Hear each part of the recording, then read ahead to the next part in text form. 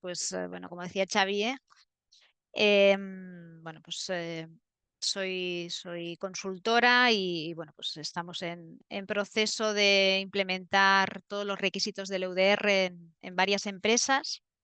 Em, y bueno, pues es un reglamento de obligado cumplimiento para todas las empresas que les aplique dentro de la Unión Europea y lleva consigo un montón de requisitos a cumplir en función de, bueno, el papel que se lleve a cabo, el tipo de producto que se contenga, etcétera, ¿no? Entonces, intentaremos dar un poco de luz a este reglamento y a estos requisitos, dando un pequeño pinceladas porque solo tenemos una hora, pero bueno, más que nada para marcar las bases y también informaros de las últimas novedades, ¿no?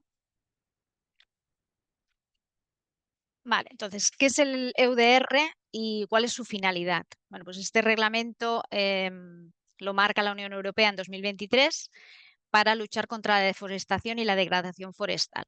¿Vale? Aquí veis lo que considera en la normativa, en el reglamento, qué es deforestación y qué es degradación forestal, y todos los requisitos van a evitar o intentar evitar que los productos que compremos o que produzcan esta deforestación o degradación forestal. ¿Vale? Entonces, veremos realmente a qué productos afecta este reglamento, súper importante, ver si afecta o no a nuestros productos. Hay diferentes productos y derivados que pueden aplicar o no. Entonces, es importante primero definir si estoy afectado o no. ¿Quiénes son estos actores implicados en el EUDR? Que el reglamento lo define muy claramente. Y veremos un poco las responsabilidades, qué es lo que conlleva este cumplimiento. Plazos de cumplimiento, y aquí abrimos un paréntesis grande porque ha habido aplazamientos y quizás se espera algún aplazamiento de última hora, ¿vale? Ahora os lo explicaré. ¿Qué tipo de información es obligatoria para demostrar el cumplimiento? Porque evidentemente cuando sale un reglamento, pues luego va a haber unas entidades que van a verificar que se esté cumpliendo. Régimen sancionador e inspecciones. Por otra parte, ¿qué es el ejercicio de diligencia debida que nos va a suponer para las empresas y qué exige la ODR en materia de evaluación de riesgos? ¿Vale? Y finalmente, pues bueno, un poco las sanciones que se están barajando, y digo que se están barajando porque todavía no son definitivas, y que se pueden aplicar por el incumplimiento. Perfecto. Vale, ¿a qué productos afecta el reglamento? Bueno, pues el reglamento lo especifica claramente en el anexo 1 del mismo y principalmente afectan a la palma aceitera, a la soja, a la madera, todo lo que es café, cacao, ganado bovino y caucho, ¿vale? Pero no solamente esto, sino que también pueden ser productos derivados, ¿vale? Derivados como pues el aceite de soja, papel, cartón, que provienen de la madera, bebidas con base de café, cueros y pieles, todo lo que sea curtidos. El sector del textil, pues la parte de piel. Neumáticos, por ejemplo, que contienen caucho natural, no la parte sintética, o carne de bovino fresca o refrigerada que se pueda adquirir o comercializar, ¿vale? Pero en cambio hay otros productos que no están afectados. Entonces, que pudiera ser o pareciera que, pero si no están especificados en el anexo 1, están excluidos, ¿vale? Y esto, pues bueno, todo lo que sea producto 100% reciclado y que se pueda demostrar que lo son, todo lo que es envase y embalaje que acompañan al producto, como pueden ser las etiquetas, una caja de embalaje que realmente no estemos vendiendo la caja, sino el producto que contiene dentro, todo lo que es material informativo proveniente del papel y en este caso de la madera, caucho sintético, por ejemplo, la carne de búfalo, que pudiera parecer el ganado bovino que afectara, pues la carne de búfalo está excluida. En el caso de la palma aceitera, el jabón, que es un producto que puede contener aceite de palma, pues no estaría afectado. O otro cultivo que también degrada bosques y produce deforestación, como puede ser el algodón, tampoco está incluido en este reglamento. ¿Vale? Entonces, muy importante que las empresas reviséis este anexo 1 para ver si realmente los productos que comercializáis, que producís, que transformáis, realmente están afectados o no. Entonces, ¿qué implicados determina UDR y cuáles son las responsabilidades? Principalmente hay dos roles. Por un lado, operadores. Esta es la definición que viene en el reglamento, que son aquellos actores que introducen por primera vez productos afectados en la Unión Europea o que exportan. Entonces, como operador, es responsable de garantizar el cumplimiento del reglamento y todos los requisitos. En este caso, se les solicita de una manera muy simplificada, pues bueno, aplicar un sistema de diligencia debida, es decir, tener un sistema de gestión en el cual vamos a tener que analizar los riesgos de las materias primas que gestionamos o que adquirimos o que producimos, ¿vale? Según el rol y el caso, evaluando ese riesgo de deforestación y degradación que pueda haber. Y también responsables de toda la cadena que pueda haber antes de que nos llegue a nosotros ese producto, ¿vale? Evidentemente. En el caso de importar y exportar, pues bueno, antes de introducirlo, ese sistema de diligencia debe estar activo y se debe ejercer la diligencia debida. Y si lo exportamos, pues lo mismo. Antes de sacar un producto fuera de la Unión Europea, se debe ejercitar esa diligencia debida. Igualmente, si solo compramos o adquirimos materia prima o producimos dentro de la Unión Europea, también nos solicitarán que demostremos esa diligencia debida. Es decir, también nos tenemos que asegurar que dentro de la Unión Europea no se produzca esa deforestación. Entonces, nos van a pedir sistemas internos para establecer procedimientos y controles sobre lo que adquirimos, manejamos, almacenamos o comercializamos. Y es obligatorio o será obligatorio conservar toda esta documentación donde nos aseguramos que los productos sean correctos y que no hayan producido deforestación durante 5 años. ¿Vale? Además, garantizar esa trazabilidad completa. Nuestros sistemas deben poder garantizar esa trazabilidad, teniendo en cuenta cadena de suministro antes, durante y después. Y evaluar riesgos. ¿Vale? En esa evaluación de riesgos y esa mitigación de riesgos nos van a solicitar temas como pues la geolocalización de las parcelas donde se ha producido ese material, en qué país evidentemente se ha producido, si por ejemplo en el país pues, hay un riesgo o denuncias de pueblos indígenas, etcétera. O sea, es bastante largo, bien articulado dentro de un artículo del EUDR, todos los factores que hay que tener en cuenta en esta evaluación de riesgos. ¿Vale? Y el segundo rol sería un comerciante, que lo definen como, bueno, pues distinto del operador, en este caso que comercializa. Simplemente compra y vende, pero pasa por él, ¿no?, un producto afectado por el EUDR. Las responsabilidades son muy similares, pero en este caso se simplifica, ¿no? Simplemente hay que aplicar ese sistema de diligencia debida en caso de que no le llegue como tal. Y ahora veremos eso que supone. También se le pide la trazabilidad, el mantenimiento de esas evidencias de que el producto es EUDR compliant durante 5 años y garantizar esa trazabilidad, ¿no? ¿Vale? Y cuando hablamos de trazabilidad, todos los posibles proveedores que tengamos y a todos los clientes a los cuales les hayamos trasladado el producto en cuestión. Vale, plazos de cumplimiento. Bueno, como he comentado anteriormente, pues se publicó en 2023. Ahora mismo, estas son las fechas que rigen, porque en 2024 se pidió un aplazamiento y bueno, salió publicado de esta manera, con lo cual las fechas más a tener en cuenta, pues bueno, es el 30 de diciembre de este año, en el cual todos los requisitos obligatorios del EUDR empezarían a ser exigibles para grandes empresas y medianas empresas. y el 30 de junio del 26 para micro y pequeñas o pequeños productores, ¿no? Personas físicas, ¿vale? Esto tiene una, una doble vertiente, y es que en el caso de la madera ya existe una regulación de comercialización de madera, que es el EUTR.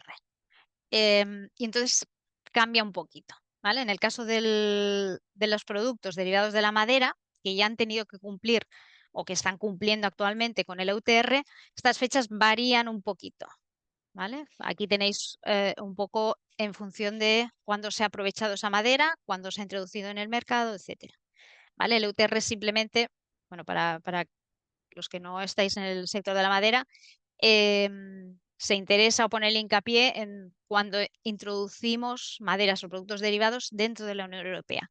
Aquí no hay ningún requisito para comercializar o producir dentro de la Unión Europea, con lo cual, bueno, pues el EUDR nos añade muchos más requisitos si estáis en este sector, ¿vale?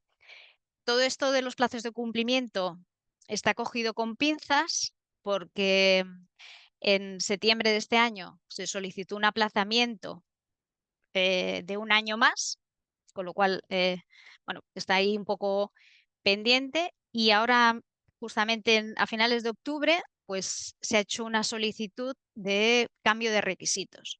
Yo os explicaré los que son vigentes a día de hoy, porque ni el aplazamiento pedido solicitado en septiembre ni estos nuevos requisitos que se han solicitado de momento están aprobados. Sí que se han pedido con máxima urgencia que se revisen, porque estamos ya a casi un mes y medio del 30 de diciembre del 25, con lo cual no sabemos esto si al final saldrá o, bueno, decidirán aplazarlo, cambiarlo, etcétera, ¿no? Yo en este caso recomiendo que en el Ministerio de Transición Ecológica pues busquéis ahí EUDR, y han habilitado un canal donde podéis recibir todas las novedades o actualizaciones sobre EUDR. Perfecto. Entonces, ¿qué tipo de información necesito como empresa tenerla obligatoriamente para demostrar que cumplo con EUDR? Entonces, como os decía, el sistema de diligencia debida es como si fuera un sistema de gestión. Debo realizar unos procedimientos en los cuales me tengo que asegurar que lo que adquiero o que lo que produzco realmente cumpla con los requisitos que me pide EUDR. Evidentemente que no provenga o que no esté realizado en una parcela que se haya producido deforestación o degradación. Que realmente se lleve a cabo por ejemplo, si en el caso de una importación, pues bueno, pues que no me provenga de un país donde pueda haber algún conflicto que pueda producir que en esa parcela no se concreten o no se cumplan los tratados de seguridad y salud en el trabajo, que haya explotación infantil, etcétera. Va mucho más allá, ¿no? Dentro de esa evaluación de riesgos que hay que hacer antes de introducir en el mercado. Este sistema de diligencia de vida, me obliga también a traspasar unos números, que luego veremos, de mi actividad al siguiente eslabón de la cadena. Con lo cual, tengo que mantener esa trazabilidad en toda la cadena de suministro, desde pues yo qué sé, la parcela donde ha nacido una vaca hasta la empresa que con el cuero fabrica un bolso.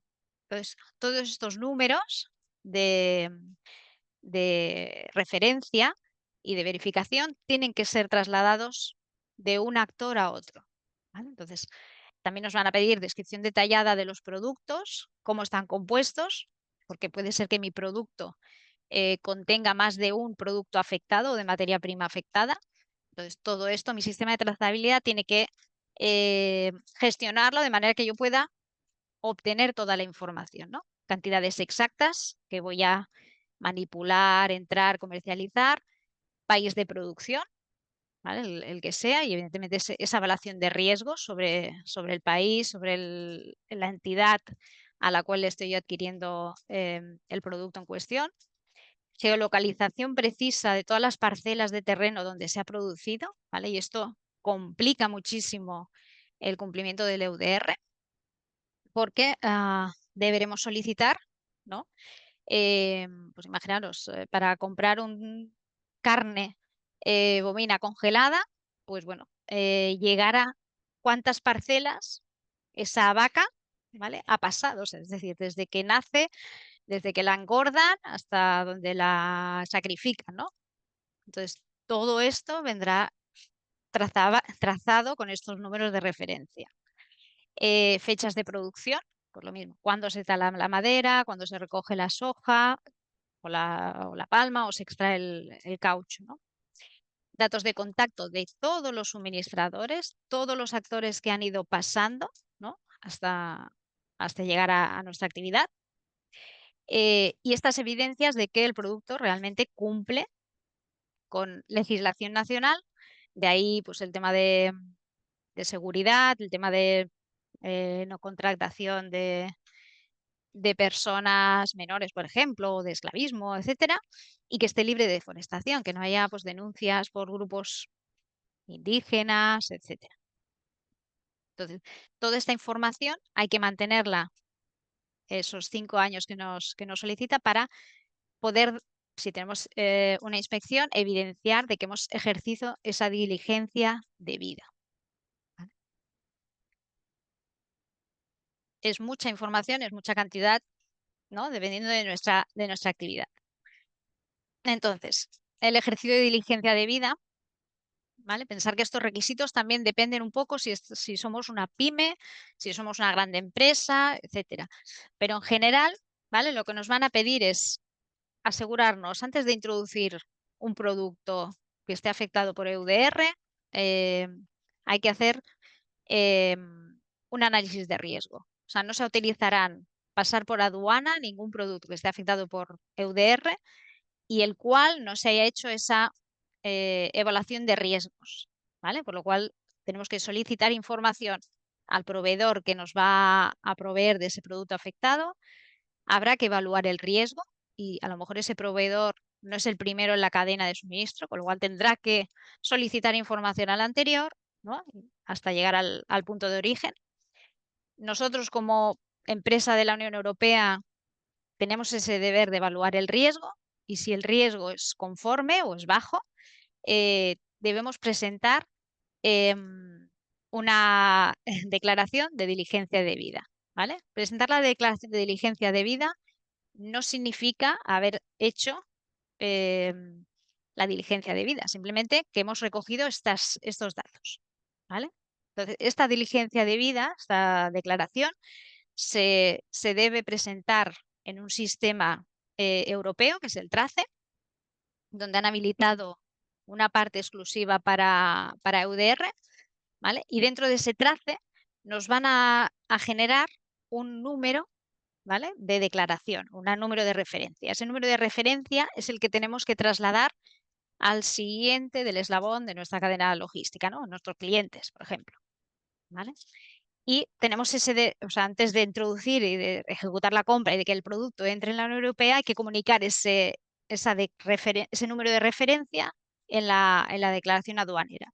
Si no existe ese número de referencia, no se puede introducir, ¿vale? Ahí tendríamos un incumplimiento del EUDR y podrían venir las sanciones, ¿vale? Entonces, aduanas tiene que recibir ese número de referencia que nos va a proporcionar TRACE, ¿vale?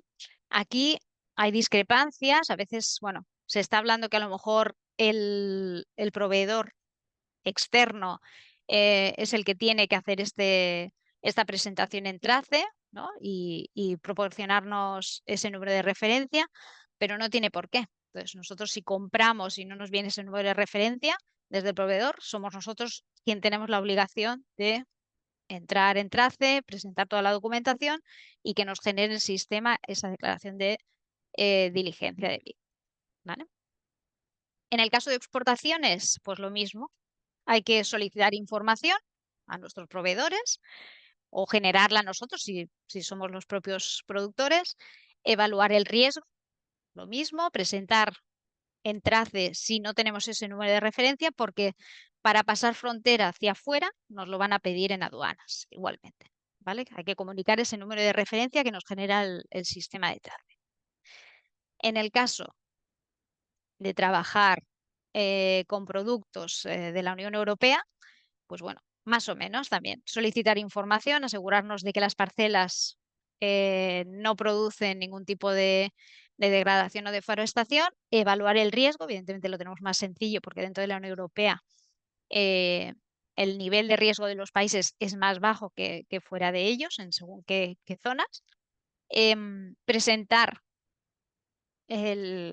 toda la información en TRACE si no lo disponen, ¿vale? En este caso, si es dentro de la Unión Europea, el productor ya tiene esa obligación de introducir en TRACE el producto y que le haya generado el número de referencia, pero si, por lo que sea, nosotros recibimos un producto dentro de la Unión Europea y no tiene este número de referencia o no nos lo han proporcionado, la obligación es del que compra, del que adquiere ese producto, ¿vale? Y lo mismo, tenemos la obligación, ya seamos comerciantes o operadores, de trasladar ese número de referencia al siguiente eslabón, ¿vale?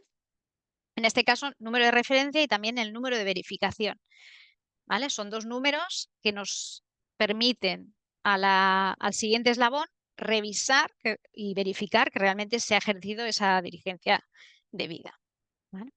Y también demostrar de que se ha cumplido, ¿vale? Entonces, ¿qué es lo que exige el EUDR en materia de evaluación de riesgos? Bueno, pues si evaluamos el riesgo con todo lo que nos pide el artículo 11 y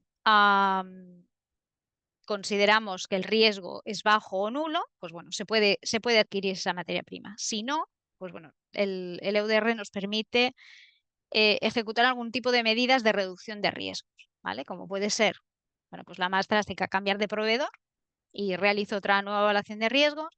Puedo pedir certificaciones adicionales, ¿vale? En este caso hay que decir que, por ejemplo, en el caso de la madera, FSC o PEF no sustituyen a los requisitos que nos pide UDR, pero sí que ayuda a cumplir con la legislación del país de origen, eso sí. ¿Vale? También podemos realizar auditorías independientes, es decir, bueno, aunque el riesgo sea alto, bueno, pues si tengo la capacidad de auditar a mi proveedor y realmente verificar y tener una constancia y una evidencia de que no hay riesgo de deforestación o de degradación, pues bueno, como autor principal puedo determinar con evidencias de que es apta la compra y por lo tanto puede cumplir EUDR, ¿vale? O bueno, usar sistemas de verificación satelital, herramientas tecnológicas o aumentar el nivel de control interno, ¿vale? O sea, nos da opciones a pesar de que estemos comprando en un país donde puede ser que haya un riesgo más elevado, ¿vale? En este caso, la Unión Europea ya ha sacado un listado de países y los ha evaluado por riesgo. Ahora, inicialmente, casi todos es riesgo bajo, pero sí que irán ahondando más en qué tipo de riesgo ofrece cada país en función de, pues bueno, del contexto en el que estén, del tipo de, pues bueno, les decía, miran desde tema de pueblos indígenas, posibles denuncias que haya habido de declaración o de derechos internacionales, etcétera, ¿vale? Entonces, TRACES es una herramienta europea de trazabilidad y no solo o sea, no está hecha exclusivamente para ODR, sino para otros temas, pero han habilitado una parte exclusiva para hacer las declaraciones de diligencia debida para UDR, ¿vale? Ahora mismo existe dos traces, ¿vale? Uno es la versión Acceptance, que es la versión de pruebas del sistema, con lo cual ahí os podéis dar de alta y probar el sistema, toda la información que os solicitan, cómo se generan esos números de referencia, cómo hacer las declaraciones, ¿vale? Entonces, esta no tiene validez legal, es simplemente de prueba, con lo cual no nos va a servir a partir de la fecha en la que sea obligado a cumplimiento, pero sí que para probar, etcétera. Aquí decir que necesitáis que la persona que entre tenga un certificado digital y en el momento que lo pase o que lo utilice en el Traces versión live, que es el que realmente tiene una, o sea, este sí que te permite presentar en la Unión Europea y se guardan y son las que pueden revisar los inspectores, así que tienen un valor jurídico, pues bueno, saber que esa persona va a tener una responsabilidad, ¿no? De pues, introducir todos los datos que le provea al proveedor y recoger esos números de referencia y de verificación, ¿vale? Entonces, es importante en las empresas que determinéis bien esta persona que va a ser la encargada de hacer este proceso, ¿no? Entonces, lo que os va a generar cuando entréis, pues bueno, una cantidad a adquirir, una cantidad a proveer, pues bueno, va a ser un número de referencia que son 14 dígitos, tal que así, ¿vale? Esto es un ejemplo, y un número de verificación, que son 8 dígitos más. Pensar que estos dos números hay que trasladarlos en algún tipo de documento. Puede ser adjuntado al albarán, en las facturas, en un documento aparte que se pase al cliente, etcétera. ¿Vale? Entonces, ¿qué sanciones pueden aplicarse por el incumplimiento? Pues de momento, en el EUDR es un reglamento de aplicación a la Unión Europea, con lo cual es de obligado cumplimiento para todos los países o los Estados miembros, pero el incumplimiento y las sanciones las han dejado, aunque hay alguna pincelada, a cada país, ¿vale? Entonces, aquí en España, pues bueno, vamos muy lentos legislando. De momento hay un anteproyecto donde también aclararán cómo hacer esa transición entre el EUTR y el EUDR, ¿vale? De momento está ahí en borrador, ¿vale? Pero lo que se habla es, bueno, pues han estipulado 3 tipos de infracciones, desde una leve, ¿vale? Infracción grave o infracción muy grave, ¿vale? Lo que sí que en el EUDR se determina es que, bueno, pues puede llegar a, pues bueno, a retener la mercancía en aduanas, por ejemplo, si no cumplimos, si no tenemos esos números de referencia, a sanciones económicas además de eso, etcétera. ¿Vale? Entonces, importante también estar atentos a los legisladores a nivel de país, porque ahí, bueno, pues también nos indicarán el tipo de requisitos, el tipo de sanciones o inspecciones que podemos llegar a tener dentro de España, ¿no? En este caso, es importante. Perfecto. Pues no sé si tenéis alguna pregunta, duda. Gracias, Monse. Empezamos, digamos, esta parte de ruegos y preguntas. Os recuerdo que podéis utilizar el chat de la sesión para hacernoslas llegar. En cualquier caso, yo tengo un par. Empiezo con la primera. ¿Qué sucede si mi producto contiene varias materias primas afectadas de diferentes proveedores? Vale. Esto es más frecuente de lo que, de lo que se debería, pero claro, sería muy fácil que yo comprara algo, lo transformo y solamente tengo un producto. ¿Vale? Fijaros que lo que pide el EUDR es tener esa trazabilidad con el número de referencia y el número de verificación. Si yo recibo varias materias primas, cada materia prima me tiene que llegar con un número de diferentes proveedores. En este caso, me puede llegar con diferentes números de referencia y de verificación, porque puede ser, bueno, pues diferentes parcelas, diferentes proveedores, etcétera. Todo eso, yo, si lo transformo, lo comercializo, tengo que trasladarlo, tantos como me lleguen, ¿vale? Una opción que están poniendo sobre la mesa es, yo recojo toda esta información y genero una nueva. Es decir, genero en el trace, me permite trazar varios números de referencia, varias declaraciones de diligencia de vida y generar yo una de nueva. Con lo cual yo digo que mi producto, por ejemplo, puede ser pues, un mueble que a lo mejor tiene maderas de diferentes proveedores con diferentes números de referencia. El mueble que yo he generado pues es un nuevo producto y dentro de mi número de referencia y mi número de verificación incluyo todas las declaraciones, o sea, todos los productos que están compuestos. Entonces, una cosa que no ha salido aquí es que en el TRACE nos piden la geolocalización de las parcelas, nos pide los nombres de los proveedores, ¿vale? Es una información que puede llegar a pasar al siguiente eslabón, ¿vale? Esto también es algo que se puso sobre la mesa, que las entidades, organizaciones y demás se estaban quejando, porque, claro, a lo mejor a mí no me interesa que mi cliente sepa de dónde traigo yo la madera o a quién le compro yo la soja o a quién le compro yo la carne, ¿no?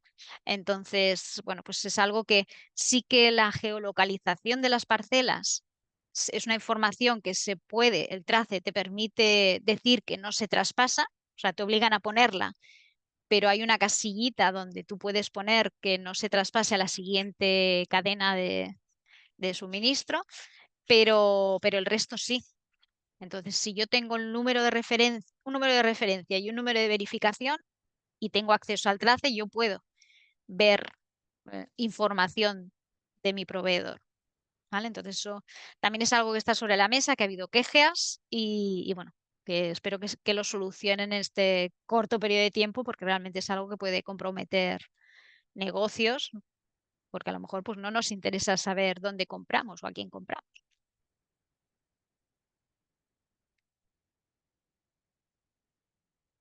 Oye, estás en mute, está bien.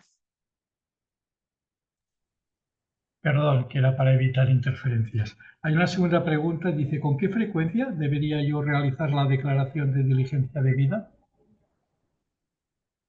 Buena pregunta. O sea, esto también, claro, imaginaros, pues bueno, una empresa que compra, se puede hacer, o sea, las diligencias debidas y ese número de referencia y ese número de verificación lo podemos hacer por pedido, pero en algunas empresas, compañías puede ser una locura.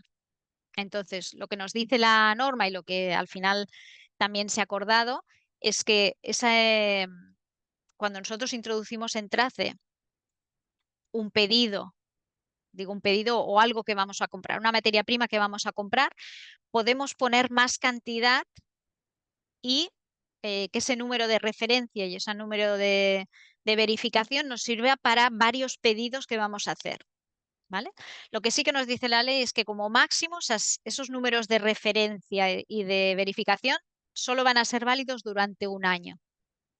Entonces, tengo que estimar la cantidad que voy a comprar, por ejemplo, o la cantidad que voy a tener en consideración con ese número de referencia y ese número de verificación.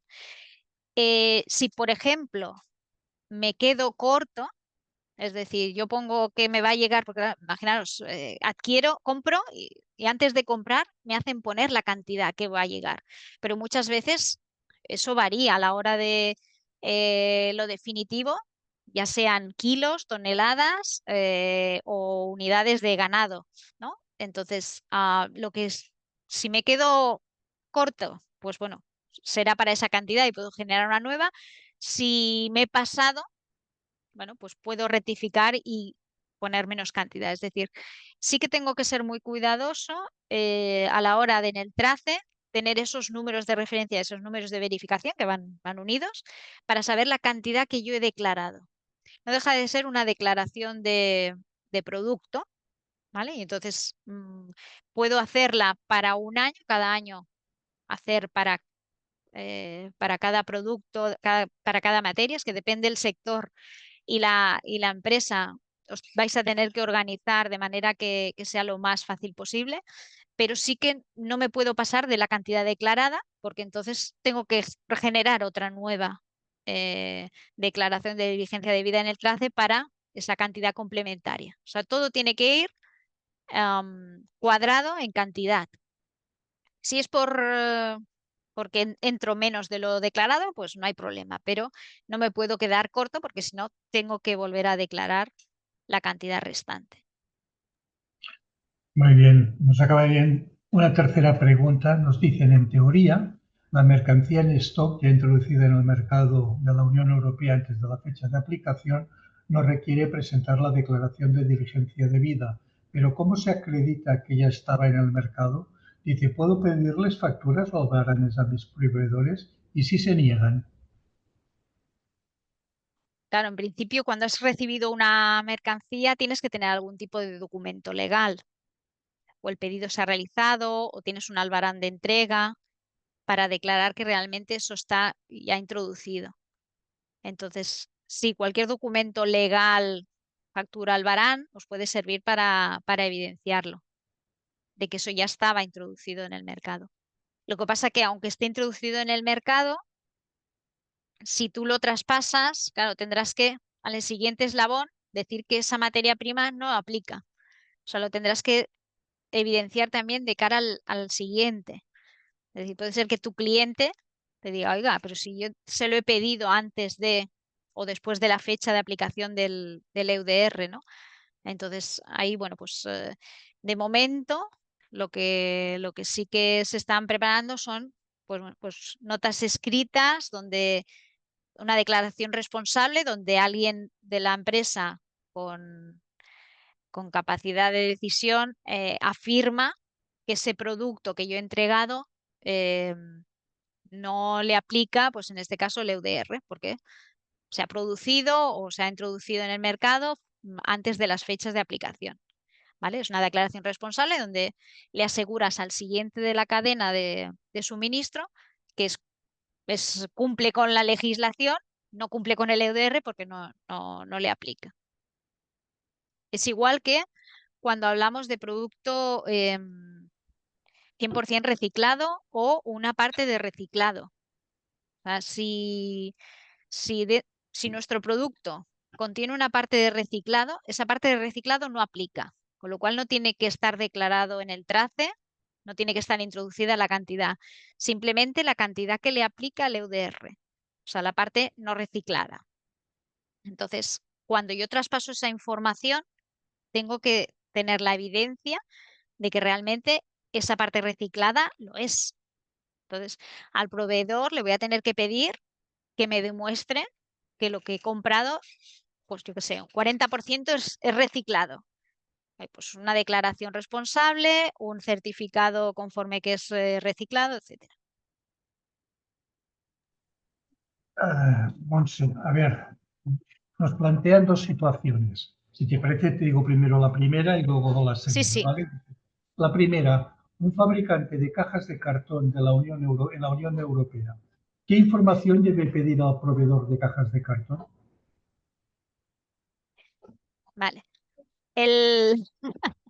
Las cajas de cartón a veces entran o no entran en el EUDR. Es decir, si yo compro cajas de cartón, pero realmente lo que yo produzco es zapatos y no los haré de piel, los hago sintéticos, como yo lo que vendo en mis albaranes, yo lo que estoy vendiendo son zapatos, el EUDR de la caja de cartón, todo lo que yo utilice como embalaje no entra. Es igual que la etiqueta que le pongo a las cajas o lo que sea, ¿no? Si yo comercializo cajas de cartón, porque se las compro a alguien que fabrica cajas de cartón y las comercializo, soy un distribuidor de cajas de cartón, esas cajas de cartón sí que entran. Es igual que los palets, que son de madera. Si yo vendo un producto que contiene un palet de madera y mi producto, definido como tal, contiene ese palet, ¿vale? Puede ser un conjunto complejo de cartón, ¿no? Y un palet, por ejemplo. Ese palet sí que entra dentro del UDR y hay que contemplarlo como tal. Es decir, mi producto final tendría una declaración de referencia, una declaración de diligencia de vida, un número de referencia de lo que es el cartón, que además el cartón puede estar compuesto por varios papeles que tengan diferentes números de referencia y la diligencia de vida del palet de madera, ¿vale? Pero si yo, por ejemplo, comercializo detergentes o champús para el pelo y necesito un palet para enviarlos para el transporte, ese palet no entra dentro del EUDR. No sé si le he contestado la pregunta, porque hay que coger con pinzas algunas cositas, porque puede ser que no entre o entre, entonces depende. Muy bien, y ahora la segunda situación. Un proveedor de cajas de cartón, por ejemplo, en África, va a vender el producto a Europa. Dice, este producto se utilizará para embalajes. Dice, entra en el anexo 1. ¿Es un proveedor de cajas? Entiendo por lo que han escrito, un Sí, sí, proveedor sí. de cajas de cartón de África va a vender el producto a Europa. Dice, este producto, supongo que se importa en la Unión Europea, se utilizará para embalajes. ¿Entra en el anexo 1? Nos preguntan. Claro, el fabricante de África introduce un producto que le aplica al EUDR porque él vende cajas. En teoría tendría que ir con el número de referencia y, y el número de verificación. Lo que pasa es que el siguiente eslabón, si yo compro esas cajas y las vendo, yo qué sé, relojes o ordenadores, eso ya no tengo la obligación de pasar esos números al siguiente eslabón. Muy bien. No, espérate que acaba de entrar uno más. Me preguntan, ¿cómo podría afectar el EUDR a una empresa cárnica ya certificada en GFSI? Em, la verdad que ninguna certificación te permite cumplir con todos los requisitos del EUDR, ¿vale? Entonces, en el GFSI no la conozco mucho, pero el EUDR, entiendo que GFSI, como cualquier certificación, sí que os pedirá unos requisitos altos de trazabilidad del ganado, pero es necesario disponer del por dónde, o sea, toda la trazabilidad, desde que ha nacido el ganado, todas las parcelas por donde se ha engordado, todas las parcelas donde haya podido estar o pasturar y la parcela o la situación o la localización donde ha sido sacrificada. ¿Vale? Entonces, toda esa información, no sé si GFSI os la solicita, todo eso hay que trazarlo e introducirlo en Trace para tener ese número de referencia y lo mismo, si hay que comercializarlo, tengo que traspasarlo al siguiente. O sea, no me sirven otros números, o al menos la norma o el reglamento lo dice tal que sí, sino que aunque tengamos otros números de trazabilidad dentro de otros estándares o normativas, el número de referencia, el número de verificación del EUDR se tiene que trasladar también. Vale. No, no ha entrado ahora ninguna otra pregunta de última hora a través del chat. Gracias, Vale, Montserrat, de nuevo por resolver la consulta de los asistentes y llegados a este punto, en nombre de las entidades organizadoras Total Risk y FD Barcelona, Valles Empresa, Empresas Online y 30 Virtual, os queremos agradecer a todos vuestra asistencia. Deseamos que os haya sido de utilidad y esperamos poder reencontrarnos en un próximo webinar. Saludos y que tengáis buena tarde. Muchas gracias. encantada. Muchas gracias.